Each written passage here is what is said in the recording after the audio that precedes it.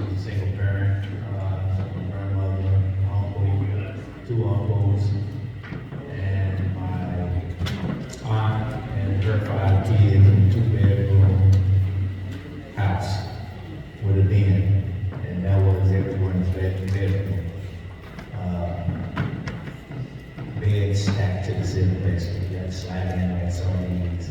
Hopefully you didn't get the one that got the wet next to it. But one thing I would say growing up like that, it taught us to rely on each other. It taught us to love one another. It taught us to have each other's back at all times. As you go through life, you understand those struggles that you went through early on makes you into the person you become.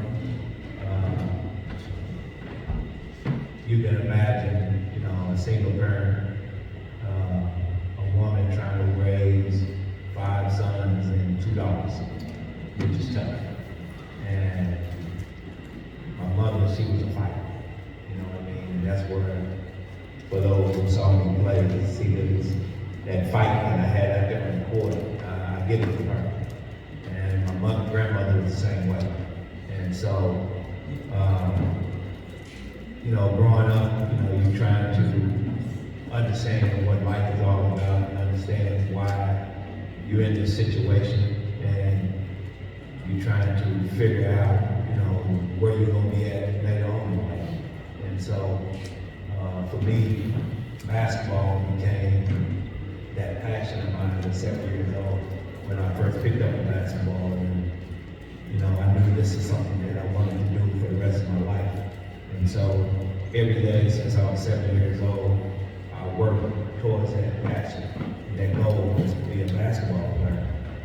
But I let that passion get in the way of it because I lost track when I got to the 10th grade, I would say, and I started hanging out with the wrong crowd, as you say.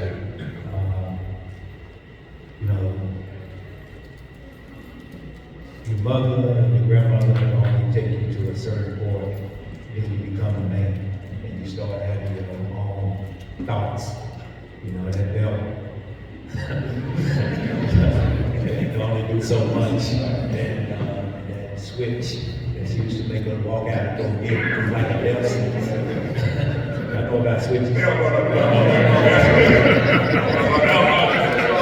had a big tree in the back. And I used to look at that tree like, man, somebody chopped it. But you only get to a certain point where you become a man and you start thinking your own thoughts and trying to figure it out. And so I started hanging with the wrong crowd, started smoking weed, started hanging out, started stealing, started doing all these things. By the time I got to the 12th grade, then I got back on track, and basketball became that passion of mine again. But quickly went away because me and the coach got into a situation early on in my career, in my senior year, where I ended up leading the team, and I fell back into that crowd again. And ended up graduating from high school. I was me and my best friend, so it was like 200 of us in that class. We was 98, 198, and 197 in the class.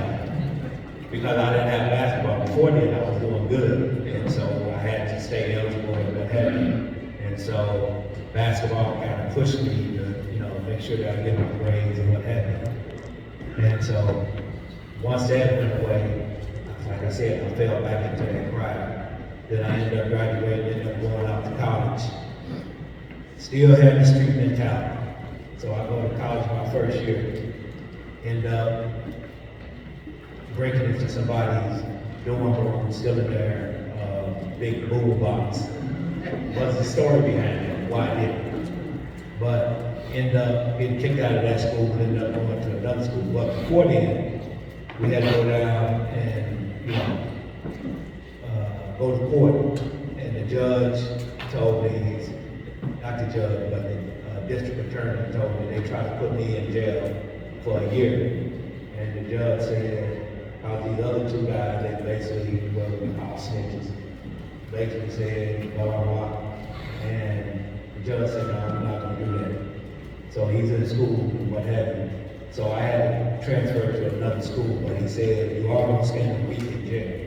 And so I ended up going to the other school, doing my spring break. I had to go back to the other school, and go back to that county and spend a week in jail.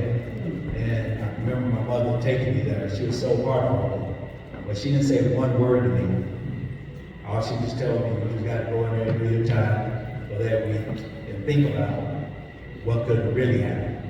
And so I ended up going, spending that time in that week in jail, right?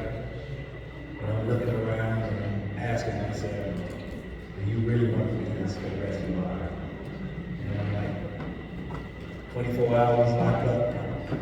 And so I end up going back, obviously, go back to the other school. It's gonna be quick.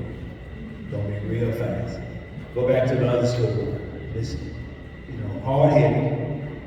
End up getting kicked out of that school for getting caught smoking weed in the dorms. End up catching the bus back home. And I'm thinking, what lies am I gonna tell my mother now? What can I come up with? So as soon as I got back home, she didn't say one word to me again. Mind my mother, she is like tough, and grew up on the streets, and so she was very tough lady. And so, only thing she told me is like, you gotta get a job. So, next day, ended up getting a job. A week later, working at Safeway, back in groceries, making $3.35 an hour. And so, I was at that place, it was the best place for me at that time because I got a chance to talk to these older gentlemen. And I can remember him telling me, he said, son, you don't want to do this. You don't want to be here. He said, you was in school, get your tail back in school. Still wasn't listening. My brother, known on the streets for slanging. See the money, easy money, what have you. So I'm riding with him. I'm still working at Safeway. So I'm still doing stuff out in the streets. One day, I kind of looked around and told myself, you don't even want to go there. All I was thinking about was that jail cell. That right there, thinking about that jail cell, I think, I'm going to penitentiary for the rest of my life. So I decided to go back in school. The best decision I ever made. So, the point is, I went to school, go back in school, playing intramural basketball, but I refocused again. Grades went up, still working at Safeway where I'm going to school, but I wasn't playing on a team. I was playing intramural basketball. While I was on intramural basketball, coach, to show you how God is. A coach asked another coach who was starting a team named Ken Tricky, and was starting a team and said, you need to come look at this guy. And I'm sitting up there and I'm scoring 35, 40 points a game, right? And I remember him sitting up in the stands and I said, I had to put on the show. And I put on the show that game and he said, I got to have him. So I ended up going to a school called Oklahoma Junior College. Ended up becoming a Junior College All-American. Ended up going to Oklahoma State. Played 1 year there. Ended up becoming a newcomer of the year. One of the co-newcomers with my boy Richard Dumas. Ended up leaving that, turning pro. Ended up making Golden State Warriors in 1988. So I went from possibility of being in the penitentiary to being in the NBA in 2 years.